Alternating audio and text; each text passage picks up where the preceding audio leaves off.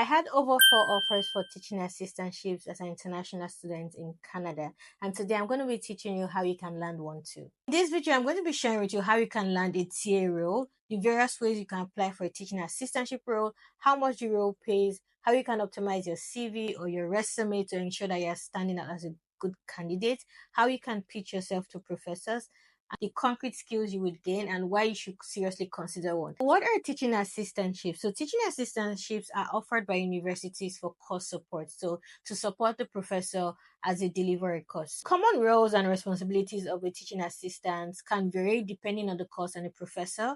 Some of the common ones include, of course, grading assignments, managing discussions online, attending the classes with the professors and providing support in there, actually teaching in some cases, like managing practical classes. In some cases, it can also involve leading tutorials, hosting office hours that students can come to and ask you questions. One of the things I love about teaching assistantship positions is that the pay is really good. When I was a teaching assistant as at 2019, 2020 to like early 2021, I was earning on average $33 to $35 per hour. And right now, that has gone up depending on the department or the university. You can actually earn up to like $40 or $45 per hour, depending on if you're a master's student or you're a PhD student or you're an undergraduate student. The best part is you can actually apply to multiple teaching assistantship positions. So why should you consider a teaching assistantship role? Teaching assistantship roles are high income, flexible, they look fantastic on your resume, and you get to build hard and soft skills. Let's talk about how you can actually find these positions and apply for them. So number one place, of course, is your university's careers website. So make sure that you're actively checking the website for upcoming positions and also set alerts for those positions. One of the things that you can actually do, if your university has a web page, just go into the web page, go to the search bar and put teaching assistantship positions, and you may be able to see there, just like this one, the various positions that may be open across different departments. So go beyond your school website and visit specific department websites, and that is because some departments would post things internally on their website, and some professors would also prefer to post internally through the admin teams.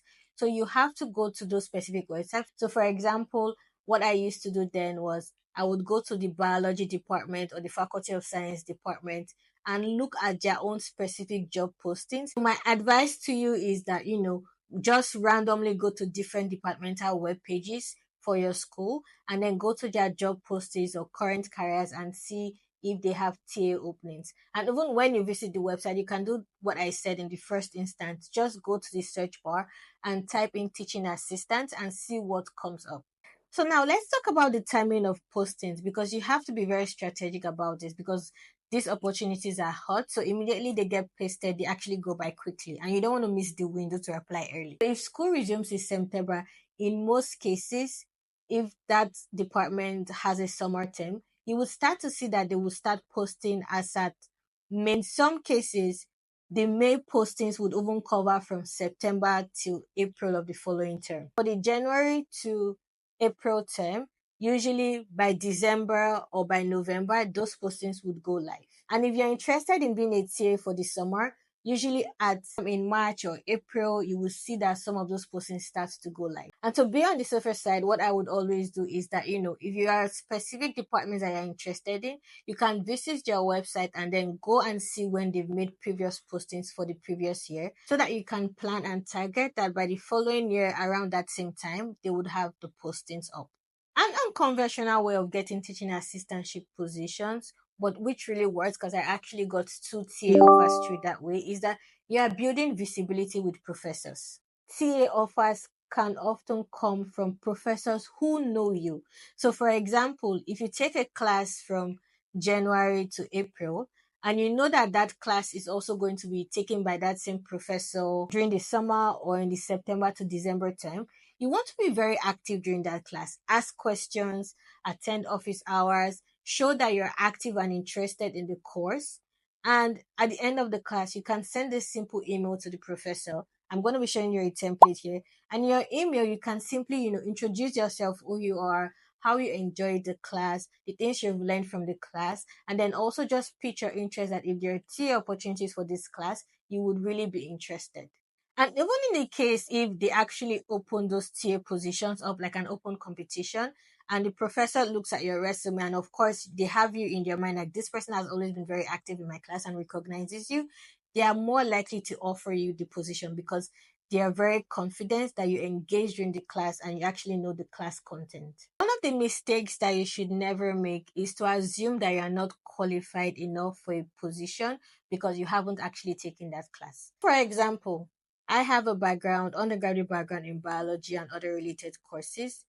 And of course, my master's degree was in public health. I started looking for TA positions in only my School of Population and Public Health at first.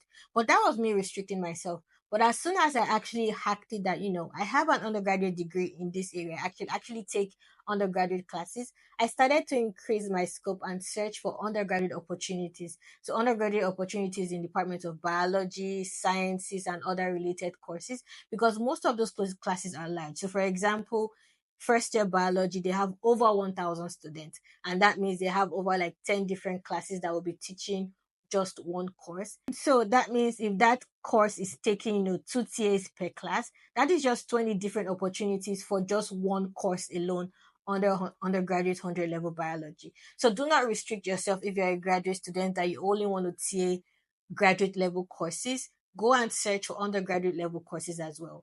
So always look around for undergraduate level courses that you have related skills in, either that you've done similar courses at the graduate level. For example, if you did a course in biostatistics, in global health at the graduate level, it means that you can actually TA the undergraduate level of that course. So both the biostatistics undergraduate level and also global health undergraduate level courses.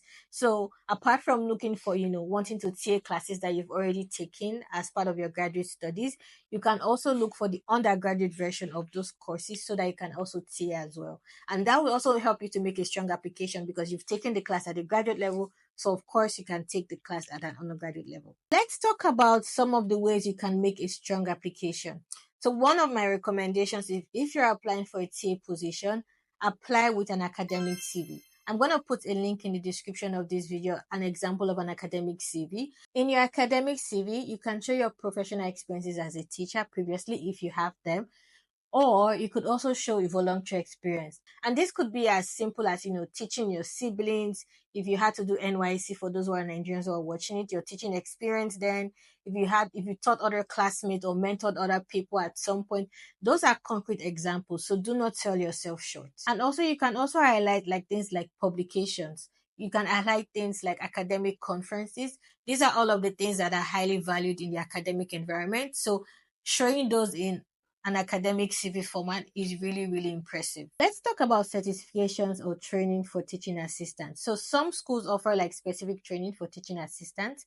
So you can actually visit your school's library page or even the departmental page or even just the general school website, type in teaching assistant courses or teaching assistants training and see what they have available.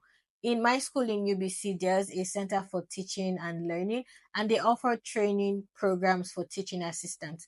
Some departments also offer training for teaching assistants that you can sign up for. And of course, generally as a TA, you are going to be grading assignments, you're going to be keeping records of students. So make sure that you are very familiar with like tools that can help you do that. So even as simple as knowing how to navigate things in Excel, how to keep records, how to keep attendance is really helpful. Some common tools that I used then was Canvas, Class, Piazza, but some of them I actually even got to learn on the job. Teaching assistantship roles are not meant for just PhD students or master's research students only. They are meant for everyone. They are not meant for the smartest students in class. They are meant for those who are ready to learn, who are resourceful, and those who are visible. So again, build visibility with professors. Being a TA was one of the most rewarding experiences I had, both financially, emotionally, professionally, building my network, and it really helped me to stand out when I really started looking for jobs or applying for other positions. And I want you to have one too. So go out there and search for these positions and do not sell yourself short. So do not discourage yourself from applying even before you apply. Just apply and see what happens. If this has been helpful for you, remember to like, share, and subscribe. Importantly, share with a student who should know this. And if you have any questions, I'm happy to answer them in the comments. Stick around because in my next video, I'm going to be describing how you can land research assistantship positions. And I would be doing more videos on how you can navigate graduate school. So if you have more questions and topics you would want me to address, please put them in the comments and do not forget to subscribe and share.